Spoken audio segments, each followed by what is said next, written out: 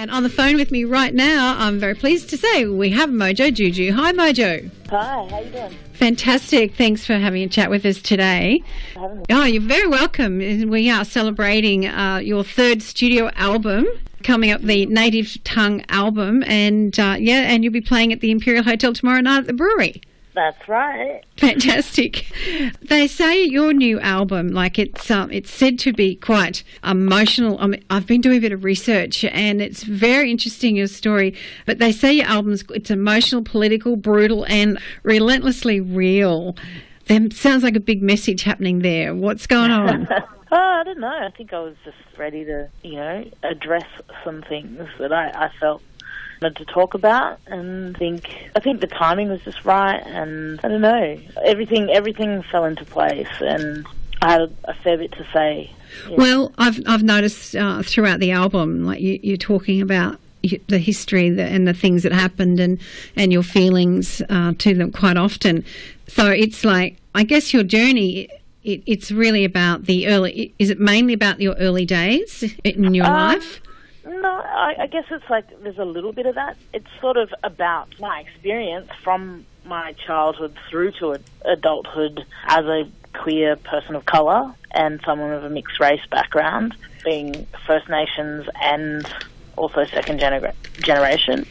But also it's about elders and it's about ancestry and my relationship to ancestry and how that kind of informs who I am today. Yeah, because you had quite a journey there with one of your ancestors, but it actually who it was a bit of a mystery, a secret, like a family secret sort of thing. Well, kind of. Like my grandmother, who is Wiradjuri, grew up not knowing that her father was her father. She knew him quite well, but she didn't, and she always suspected that he was her father, but she didn't have that confirmed until after her parents passed away. So that's kind of a sad story, and it's just one of the stories that I sort of focus on throughout the album in sort of telling, I guess, about those kind of family histories and how that, impacts upon people like several generations later. It's still, a bit of an open wound, and that kind of loss of culture or connection to culture that happens because of those kind of things, and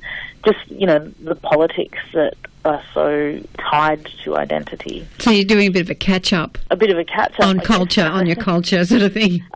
Well, yeah, I mean, I've also had a deep connection to my Filipino heritage as well. So it's just sort of looking at all different aspects of it and what that means in the current Australian landscape. Yeah.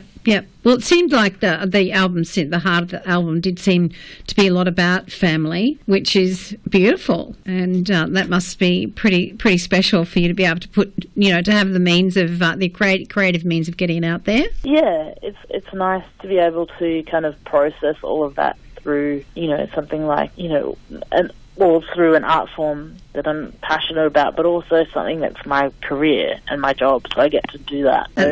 Speaking about that, how did that come about? Like, when did you start playing guitar, or when did you start singing? I grew up playing music. Like, it was always a huge part of my upbringing and my family home. Like, my family are all big music lovers, and I actually play with my brother in the band, and he sort of co-writes a fair bit of the material as well. So, yeah, it's a bit of a family affair.